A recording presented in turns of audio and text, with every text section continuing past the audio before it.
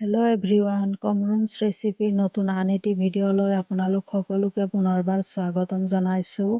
আজি মই খুবেই সহজ পদ্ধতিত বনাব পৰা এগ ৰোলৰ ৰেচিপি এটা লৈ আহিছোঁ। বলক এতিয়া আৰম্ভ কৰোঁ। ইয়াতে মই ৰুটিখিনি আগতীয়াকৈ বনাই লৈছোঁ। এতিয়া ষ্টাফিংছৰ কাৰণে চব্জিখিনি কাটি লওঁ। বলক, মই যেনেদৰে কাটিছোঁ এনেদৰে আপোনালোকে ট্ৰাই কৰিব ঘৰত। ৰেচিপিটো খুবেই সহজত বনাব পাৰি। ঘৰতে থকা খুবেই কম পৰিমাণৰ বস্তু দি বনাই খাব পৰা এটা ৰেচিপি। সৰু ল'ৰা ছোৱালীকো দিব পাৰে টিফিনত এই ৰেচিপিটো। মই ইয়াতে ষ্টাফিংছৰ কাৰণে চব্জিখিনি কাটি লৈছোঁ।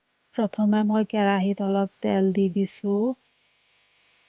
ইয়াতে মই কাটি লোৱা চব্জিখিনি দি দিম। প্ৰথমে গাজৰ দি দিছোঁ, পিছত বন্ধাকবি, এতিয়া কাটি লোৱা পিঁয়াজখিনি দি দিছোঁ।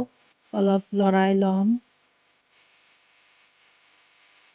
সোৱাদ অনুসৰি হালধি গুড়ি, অলপ জলকীয়া গুড়ি আৰু ধনিয়া গুড়ি দি দিছোঁ আৰু সোৱাদ অনুসৰি নিমখ দি দিছোঁ। এতিয়া ভালদৰে মিহলাই ল'ম। এতিয়া কাটি লোৱা বিলাহী দি দিছোঁ। ষ্টাফিংছটো ৰেডি কৰিবলৈ বেছি সময় নালাগে, 2-3 মিনিট সময় ভাজি ল'লেই হয়। মোৰ ভিডিঅ'বোৰ চাই কেনে পাইছে প্লিজ কমেণ্টত জনাব।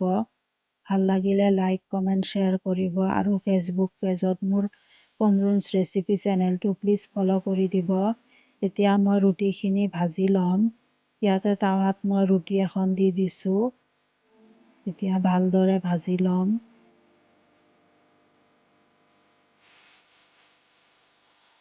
ইয়াতে অলপ তেল দি দিছোঁ। এতিয়া ডিম দি দিম। ডিম ভাজা হৈ গ'লে ইয়াতে মই ওপৰত ৰুটি দি দিম। বহুতে বহুত ধৰণৰ বনাই খাব পাৰে। মই চিম্পুলকৈ এনেদৰে বনাইছোঁ। খুবেই কম সময়ত বনাই খাব পৰা এটা ৰেচিপি আপোনালোকৰ মাজলৈ আগবঢ়াইছোঁ। আশা কৰোঁ চাই সকলোৱে ভাল পাব। এতিয়া ৰুটিত মই ষ্টাফিংছ দি দিম। ওপৰত অলপ টমেটো চচ দি দিছোঁ। এতিয়া ৰুটিটো ভালদৰে মই ৰোল বনাই ল'ম। এনেকৈ এখন এখনকৈ মই ৰোলখিনি বনাই লৈছোঁ। খাবলৈ খুবেই ভাল হৈছিলে। আপোনালোকে নিশ্চয় ঘৰত ট্ৰাই কৰিব। ভিডিঅ'টো চাই কেনে পালে প্লিজ কমেণ্টত জনাব। আজিলৈ আহিছোঁ, ধন্যবাদ।